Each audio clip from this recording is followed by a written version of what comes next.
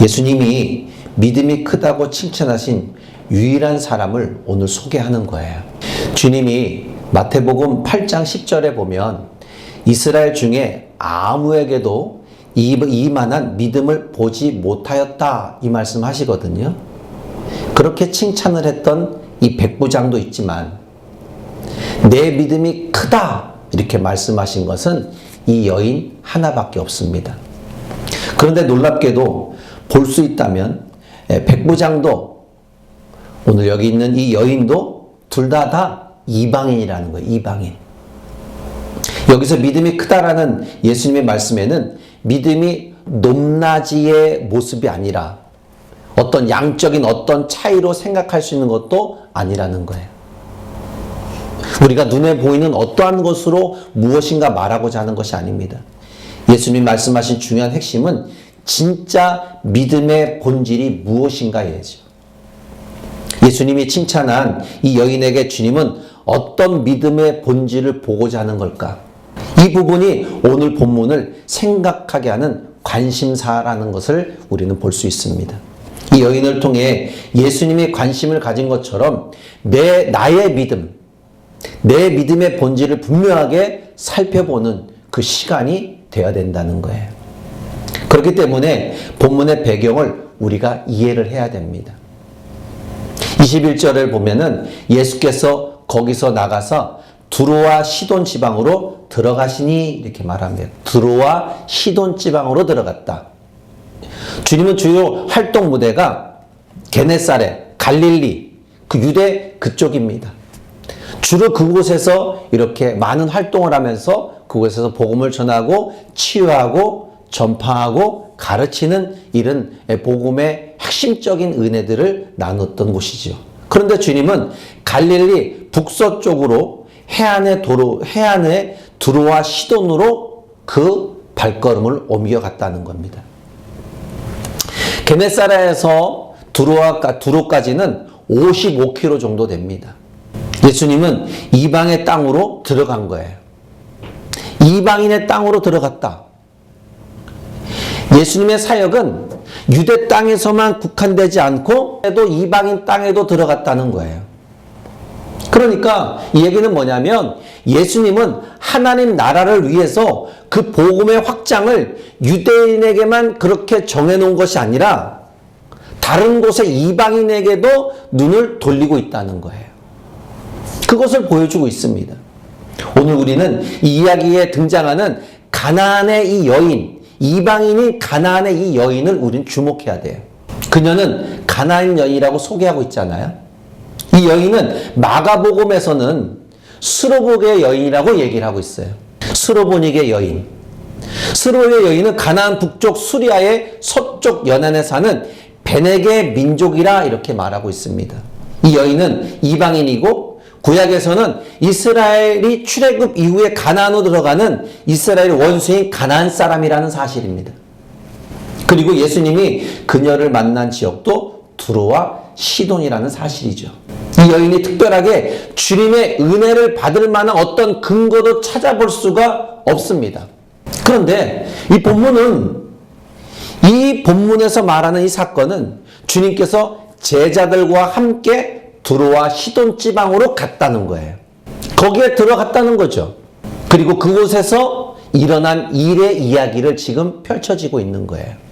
그러면서 이 예수님을 본 이 가나의 여인, 이 스르보르게 여인이 예수님이 보이자 큰 소리를 질러서 예수님의 일행의 시선을 분산시킵니다. 그리고 그녀는 지속적으로 반복해서 간절하게 소리를 질러요. 22절에 보니까 주 다윗의 자손이여 나를 불쌍히 여겨소서 내 딸이 흉악한 귀신에 들렸습니다 하고 주 예수여 다윗의 자손이여 나를 불쌍히 해달라는 거예요. 그런데 이 소리를 들은 주님의 반응은 그 소리를 무시하고 그냥 가요. 여러분 얼마나 크게 소리 질렀겠어요. 딸이 지금 귀신 들렸어요. 근데 이 여인은 예수님에게 소리를 지르는 거예요. 큰 소리. 그런데 예수님은 전혀 반응을 하지 않아요. 그러니까 23절에 뭐라고 말합니까? 한 말씀도 대답하지 아니하였다. 누가 소리 지르는 거야? 누가 나를 이렇게 깊이 찾아? 뭐 이렇게 고래고래 소리 지르고 나를 찾는 거야? 그렇게 말하지도 않았다는 거예요. 그런데 이 여인은 예수님이 반응하지 않는 것을 보고 끝까지 쉬지 않고 목소리를 높여서 다윗의 자손 예수여 나를 불쌍히 여겨달라는 거예요. 내 딸이 귀신에 들렸다는 거예요. 흉악한 귀신에 들렸다는 거예요. 그런데 그렇게 소리를 지르고 있을 때 참다 못한 제자들의 반응이 나타납니다.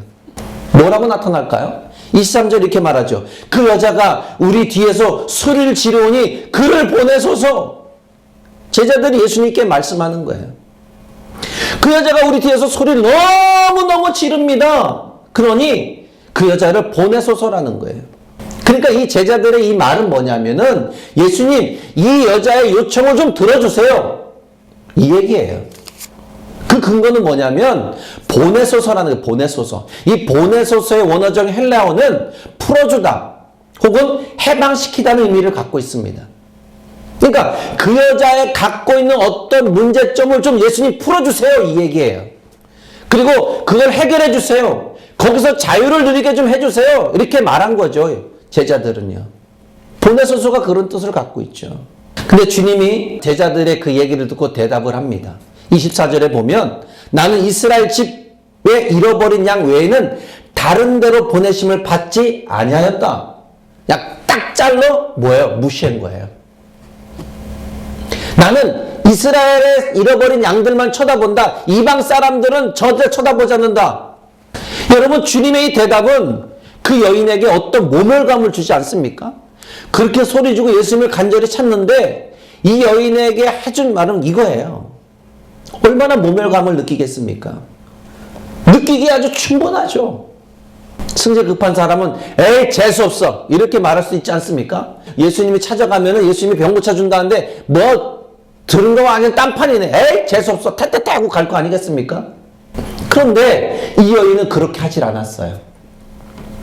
다시 주님께 무시를 당했지만 다시 주님께 부르짖어요. 25절에 주여 도와주세요. 도와주세요. 그러다 드디어 주님께서 이 여인에게 대답합니다. 뭐라고 대답할까요? 26절에 이렇게 대답합니다. 자녀의 떡을 취하여 개들에게 던짐이 마땅하지 아니하니라. 이렇게 얘기해요. 무슨 말이에요? 주님은 이 말씀은 이렇게 간절한 여인에게 매정하게도 아주 매정하리만큼 말을 던진 거예요. 우리의 길을 의심할 정도로 아주 매정하게 말씀을 던졌어요. 여러분 이 말씀을 들은 이 여인은 어떤 기분일까요? 여러분 이 여인을 보고 면전에다 대고 개라고 얘기한 거예요. 개. 여러분 모욕 중에 이런 모욕을 어디 있나요? 사실 유대인은 하나님의 자녀이고 이방인은 개라고 이렇게 얘기합니다. 개는 당시 이방인의 의도적으로 모욕하기 위해서 사용하는 은유적 표현입니다. 은유적 표현. 이제 이 사건의 절정인데 27절에 보면 이 여인의 대답이 있습니다. 아주 이 여인의 대답이 무시할 정도가 아니라 뭔가 이렇게 확 다가오게 해줘야 되게끔 만드는 대답. 27절에 보면 주여 올소이다. 개들도 주인의 상에서 떨어지는 부스러기를 먹나이다. 맞다는 거예요. 당신이 나를 개로 취급한 거 맞다 이거예요. 맞아요. 나 개예요. 개. 그런데 있잖아요. 개들도 주인의 상에서 떨어지는 부스럭지를 먹지 않습니까? 이 얘기예요. 놀랍게도 이 여인은 여러분 주님의 이 말에 부정적으로 대답하지 않냐고 긍정적으로 받아들였다는 거예요. 긍정으로 받아들였다. 자기를 무시하는데도 불구하고 그 무시하는 것을 갖다가 극복해 나가는 거예요. 다시 말하면 뭡니까? 자신이 주님께 무엇을 구할 수 있는 자격이나 권리 가진 것이 나에겐 아무것도 없습니다. 그래요, 맞아요. 내가 당신 앞에 나가서 구해야 할 권리가 없죠. 치료받을 권리도 없고 얻어야 할 권리도 없고 뭔가 해결받아야 할 권리도 없습니다. 그래요, 맞아요. 나는 개입니다. 이 여인은 주님의 말씀대로라면 자신이 집에서 기르는 개라면 주인의 상에서 다 먹고 떨어진 부스러기를 먹을 수 있지 않습니까? 이 얘기예요. 그러니 부스러기라도 달라는 거예요. 예전에 제가 예수를 처음 믿었을 때 이 말씀을 들으면서 제가 얻었던 게 뭐냐면 기도한 게 이거예요. 주님, 부스러기 은혜라도 주세요. 이 얘기, 이것을 제가 주님 앞에 기도한 적이 있어요. 정말 간절히 기도한 적이 있어요. 예. 초창기 예수를 믿었을 때, 뭐 30년 전이겠죠. 부스러기라도 주세요, 저에게. 저에게 부스러기 은혜라도 달라고 그렇게 정말 목놓아 하나님 앞에 부드러진 적도 있습니다. 여러분, 이렇게 떨어지는 부스러기 달라고 했던 이 말을 들은 예수님의 반응이 어떻습니까? 28절에 보면 주님이 이렇게 말합니다. 여자여, 내 믿음이 크도다. 내 소원대로 되리라. 할렐루야. 이런 부스러기의 은혜를 달라는 이 여인에게 아주 큰 상을 공급해 준 거예요. 아주 큰 것을 던져준 거예요. 이 여인이 감당할 수 없는 큰 기쁨, 엄청난 기쁨을 던져준 거예요. 예수님의 이 한마디는 이 여인에게 놀라운 역사가 일어나는 거예요. 이 여인의 믿음을 주님은 칭찬한 겁니다. 여러분, 당시에 이 바리새인들 믿음이 없었습니다. 그리고 제자들 종종 믿음이 작다고 책망을 받기도 합니다. 근데 이 가나안 여인은 주님이 믿음이 크다고 칭찬했어요. 제자들도 그냥 칭찬하진 않았어요. 그런데 이 여인에게 믿음이 크다고 칭찬합니다. 그리고 이 여인의 간청대로 딸의 흉악한 귀신을부터 풀어줍니다. 딸이 이제 귀신 들리지 않았어요. 이제 귀신에서 해방됩니다. 이것이 이 사건의 배경입니다. 멋지지 않아요? 이렇게 부스럭지 은혜가 부스럭지가 아무것도 아닌 것 같아도 이 부스럭지는 놀라운 역사를 만들어낸 거예요. 여러분, 진짜 배고플 때, 배가 적절히 고플 때 뭔가 그 달콤한 뭔가 이렇게 사탕 조그만 조각 하나 들어가는 거, 초콜릿 조각 하나 입에 딱 들어간 순간에 뭐 어떻게 돼요? 뭔가 이렇게 기운이 쫙 도는 그런 뭔가 느낌이 나잖아요. 이 부스럭지 은혜는 아무것도 아닌 것도 그 주님이 주신 부스럭지기는 놀라운 거예요, 놀라운 거. 여러분, 진짜 믿음의 본질이 무엇이라고 봅니까? 우리는 이 질문을 받았을 때 우리는 생각해 봐야 돼요. 여인의 믿음의 어떤 요소가 주님으로부터 내 믿음이 크다고 칭찬을 받은 것인가? 그렇다면 여인이 드러낸 진짜 믿음의 본질이 무엇이었을까?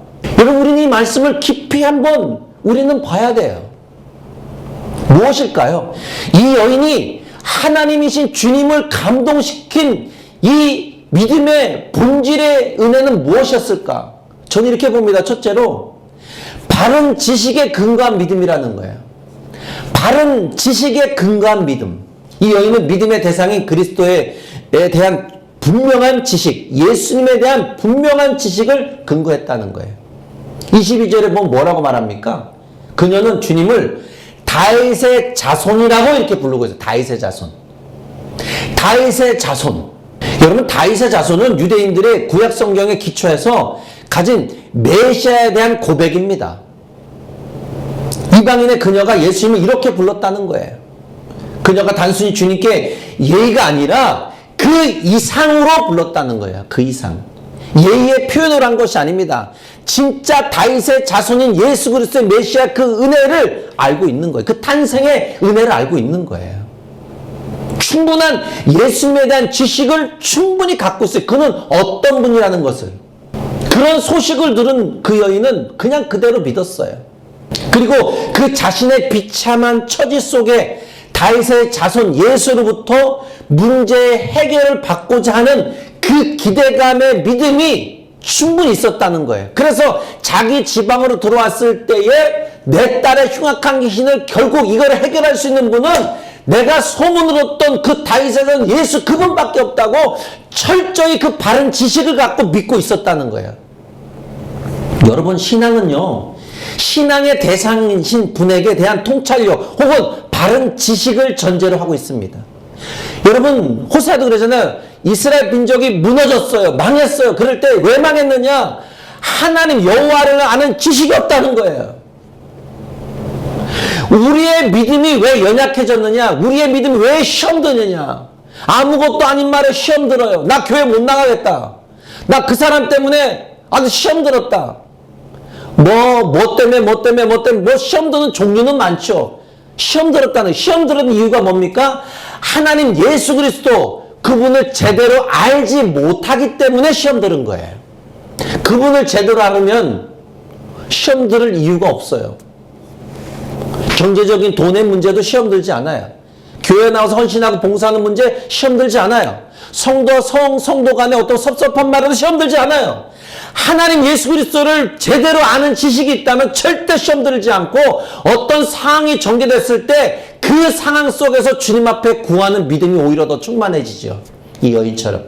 지식 없는 신앙은, 바른 신앙, 구원을 얻을 수 없는 신앙이 돼버리는 거예요. 그러니까 하나님을 알되 힘써 하나님을 아는 자. 여러분, 이 여인은 계속해서 믿음의 근거를 말하고 있습니다. 25절에 주여 저를 도우소서 부르짖고 있어요. 27절에도 주여 당신의 말이 옳습니다. 그렇게 말하고 있습니다. 끝까지 주님을 신뢰하고 믿고 있다는 거예요. 어디 하나 부정적인 말을 하지 않아요. 이 여인은 주님이 자신을 모독하는 분인데도 불구하고 그리스도를 주님이라고 부르고 있어요. 이게 신앙의 기본인 거예요. 주님이 자신을 얼마나 모독해, 개라고까지 표현했는데 얼마나 모욕적인 겁니까? 나 그래 밑에 있는 사람에게 말 한마디, 그냥 치욕스러운 말 한마디 그냥 해도 막 수치스러운 어떤 치욕감에, 모욕감에 벌벌벌 떨을 겁니다. 근데 이 여인은 그 예수님의 모욕적인 말에도 개라는 소리까지 들었음에도 불구하고 맞습니다. 당신의 말이 맞습니다. 이렇게 얘기 나가잖아요. 여러분, 우리의 신앙의 기본의 출발이라면 주는 그리스도시요 살아계신 하나님의 아들입니다. 이 고백입니다. 이 고백을 우리 주님이 가장 기뻐하고 계십니다. 여러분, 이 여인의 절망적인 상황을 지닌 인생이지만 그리스도에 대해서 들었고 아는 바른 지식을 따라 주님을 신뢰하는 자가 되었어요. 여인은 주님으로부터 멸시를 당하면서도 한 걸음도 뒤로 물러서지 않았어요. 어떻게 보면 주님은 이 여인을 믿음의 테스트를 했는지도 몰라요.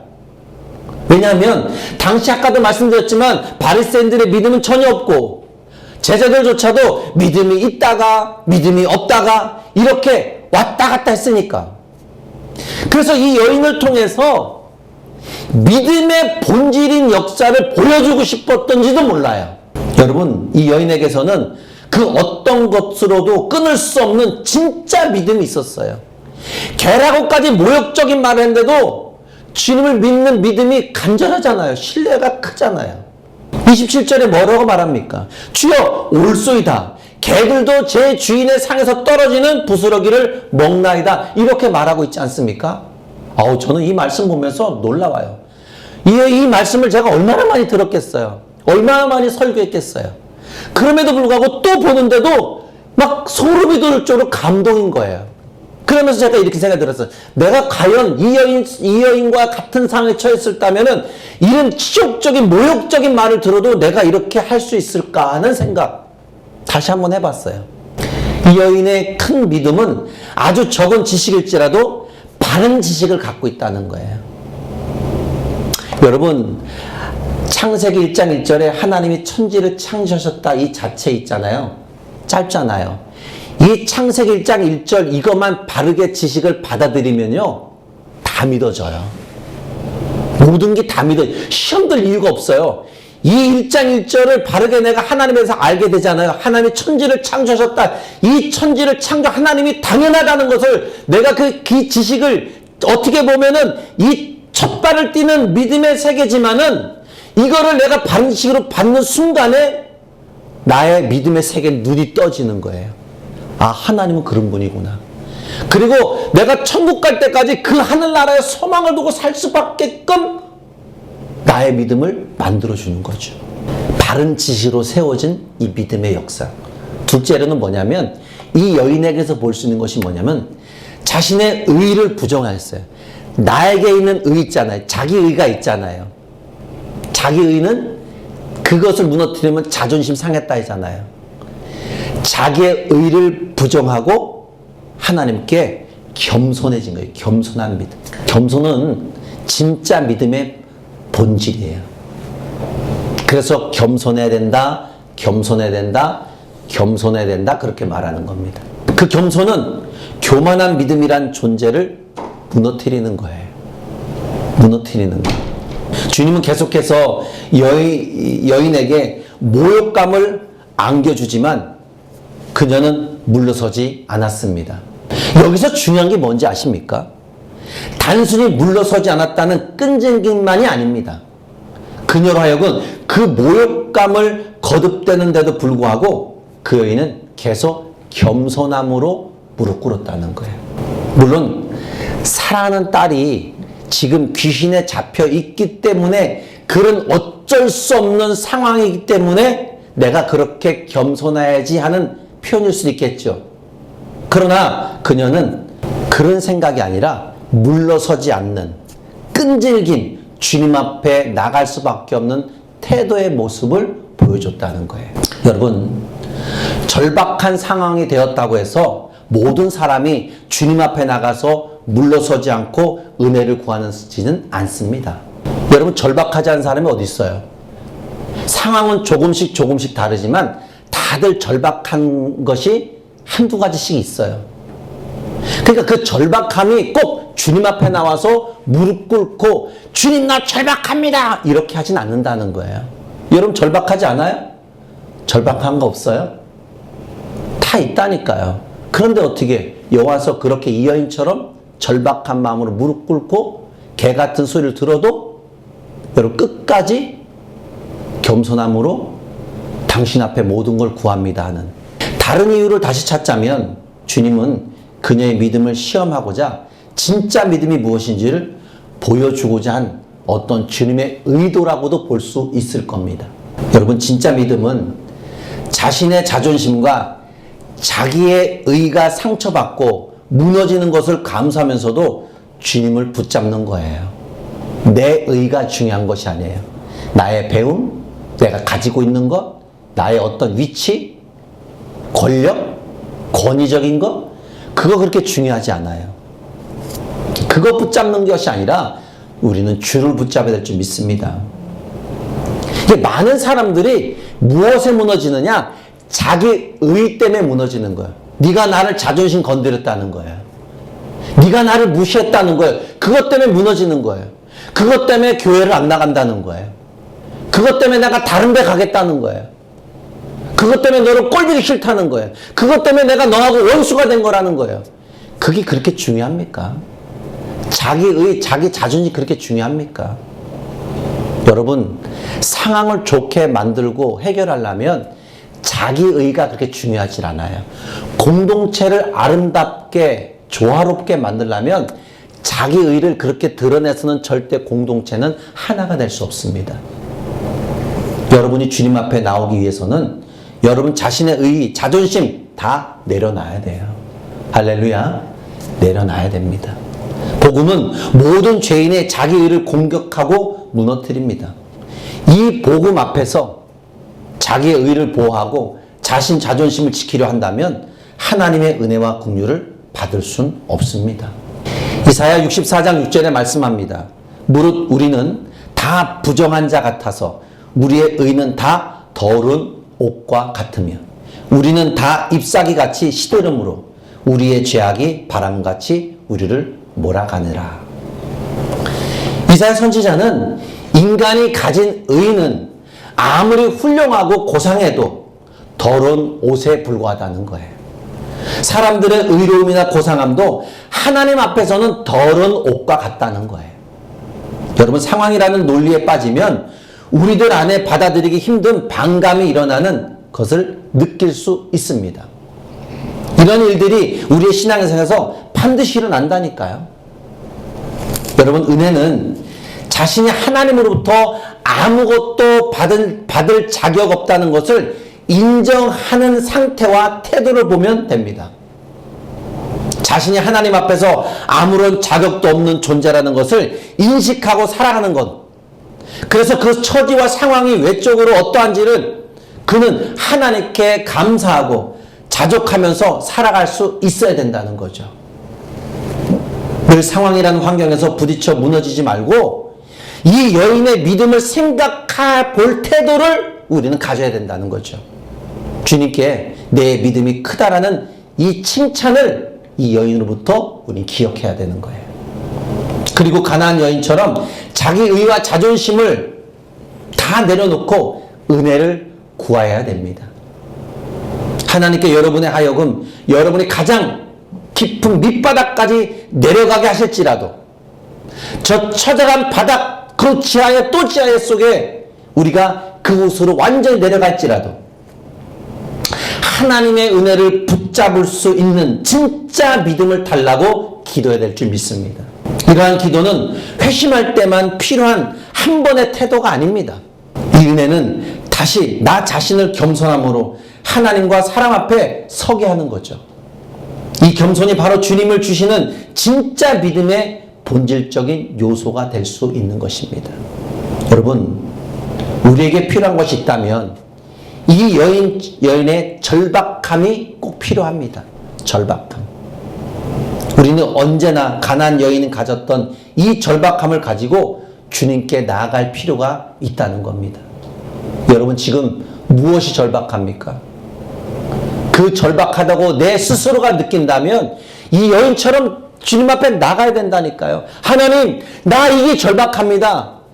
저 주님 이걸 이루어야 됩니다. 주님 저 좀 도와주세요 하면 뭐요? 그냥 가만히 앉아서 해결해 주겠지 이러면 안 되는 거예요. 주님 앞에 내 자신의 상황을 이 상황을 그대로 얘기하십시오. 제가 여러분의 상황을 모르잖아요. 여러분의 상황을 하나님 앞에 나가서 고백하고 하나님 저 좀 도와주세요. 이 여인이 주셨던 그 부스럭지 은혜도 저에게 좀 주세요. 나의 이 절박함을 주님 좀 들어주세요. 주님 저 나가야 됩니다. 저 주님 믿고 제가 이렇게 나가길 원합니다 하고 그렇게 해야 된다니까요. 그런 나갈 필요성을 반드시 가져야 돼요. 그런데 지금의 나의 신앙 상태를 보면 어떨까요? 지금의 나의 신앙 상태를 보면 어떨까요? 시간이 가는 대로 흘러가는 대로 그냥 왔다 갔다 하기만 하면 될까요? 교회 가서 1시간 동안 앉아있다가 말씀 듣고 오면 끝날까요? 물론 그것도 무시할 수는 없겠죠. 그러나 나의 신앙 상태를 한번 점검해 보라는 거예요. 예수님을 믿은 지 오래되어서 너무 점잖지 않은가 한번 살펴보세요. 아유 저렇게 그렇게 극성 안 떨어도 돼. 뭘 저렇게 그냥 쥐야 나를 불쌍히 여겨 이렇게 소리 안 질러도 돼. 그냥 고상하게 주여 나를 불쌍히 여겨주세요. 이렇게 고상하게 해도 돼. 저렇게 막 소리 안 질러도 무슨 주님이 기 먹었어. 그렇게 하는데 이런 점잖함이 나에게 있지 않은가. 여러분 진짜 지금 상황이 절박하면 하나님께 부르짖지 말래도 부르짖어요. 여러분 점잖 뺀다고 모든 것이 해결됩니까? 그 점잖함이 오히려 내 신앙에 독이 될 수도 있어요. 아니면 은혜를 구하되 절박함을 잃어버리지 않았는가를 생각해 볼 필요도 있다는 거죠. 아니면 조금의 은혜만 있어도 살 수 있다는 어떠한 착각에 있는지도 몰라요. 아, 나 요 정도 은혜만 있어도 돼. 그런 착각 속에 있지 않습니까? 그렇기 때문에 우리는 은혜를 받고 그 은혜 앞에서 내가 아무것도 아니라는 것을 인식해야 된다는 거예요. 난 아무것도 아니다. 오늘 예수님이 가나안 여인에게 은혜를 베푸시며 내 믿음이 크도다 라고 칭찬하는 것을 우리는 기억해야 돼요. 왜 주님이 이 여인에게 그 믿음이 크다고 칭찬했을까? 여러분 계속적으로 묵상해 보세요. 무엇 때문에 그랬을까? 이 여인에게는 바른 지식, 예수님에 대한 바른 지식의 믿음, 그리고 겸손한 믿음의 지식, 그 은혜가 있었다는 거예요. 남의 눈치 보지 않아요. 여러분 스스로 내 믿음이 괜찮다고 여기는 이 믿음이라면 이건 굉장히 위험한 겁니다. 나 정도의 이 믿음이면 괜찮지 않은 이런 생각이 여러분에게 잠식돼 있다면 이건 진짜로 위험한 신앙이에요. 나는 저 사람보다 신앙 괜찮아. 난 저 사람보다 주일을 많이 참석하니까, 난 저 사람보다 하나님 앞에 물질도 많이 드니까, 나는 뭐 모든 성금을 다 드리니까, 난 저 사람보다 헌신도 많이 하고 봉사도 많이 하니까, 섬기는 것도 잘하니까. 여러분 이런 것이 오히려 여러분의 독이 되고 착각일 수 있다니까요. 그게 은혜의 전부가 아니라는 거예요. 그게 큰 믿음의 요소가 될 수는 없어요. 하나님을 제대로 안다면 내가 하고 있는 모든 것들을 다른 사람에 드러내질 않아요.